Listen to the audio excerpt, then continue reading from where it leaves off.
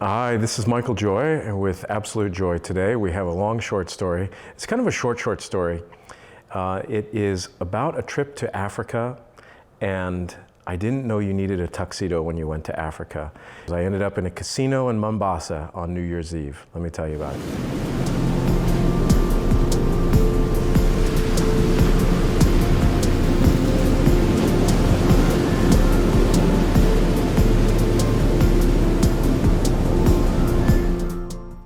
So we had this month-long safari. It was a one-time-in-a-lifetime trip that my stepfather took us on to when he married my mom. Instead of them taking a honeymoon since they were older, they said, let's take the kids to Africa. So it was this extraordinary trip. I've told a few stories about it. However, one weekend or whatever, the New Year's was a special thing. And so they said, we're gonna take an evening boat ride. It was kind of like an old pirate ship. It was very classy. And then you go along this canal and there's like these old fortresses, these kind of castle-y things, these old estates and these stone walls, and it was great.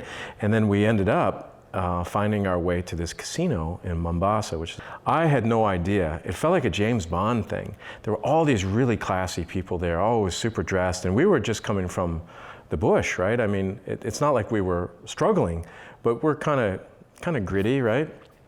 We hadn't sat down to any sort of fine dining the whole trip. And so as New Year's Eve is coming closer and closer, we'd just been talking with our friends, people with us about the evening, and like, wow, look how beautiful these people are, and so classy and elegant, and I'm, 19, and I was like, oh my gosh, I said to my brother, I'm like, oh my God, look, she looks like a movie star. Oh my, don't look, she's so beautiful. Oh my God, the most beautiful woman in the room. I can't say I had champagne to make this thing happen, but here's what happened. So people have been shooting off those little pop things with the streamers all night long. And so there's these streamers everywhere. And I was grabbing them and making a ball out of them.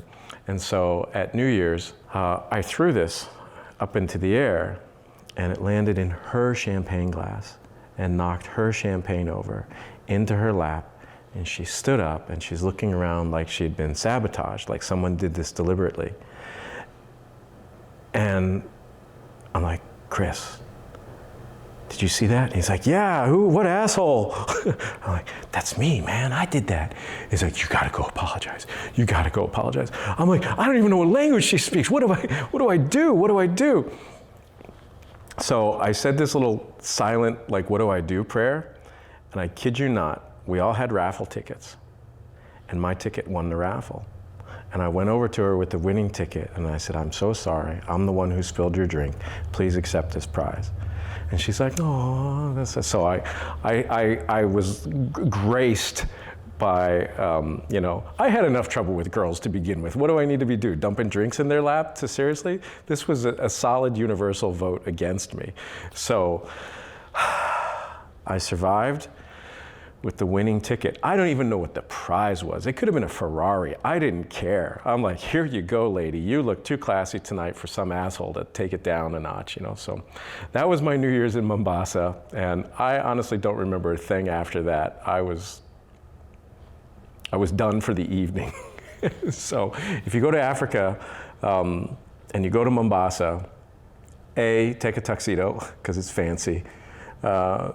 B, take some good luck, and C, don't spill any drinks in strangers' laps. It just doesn't go over well. You have to be accompanied by a small miracle to get out of it.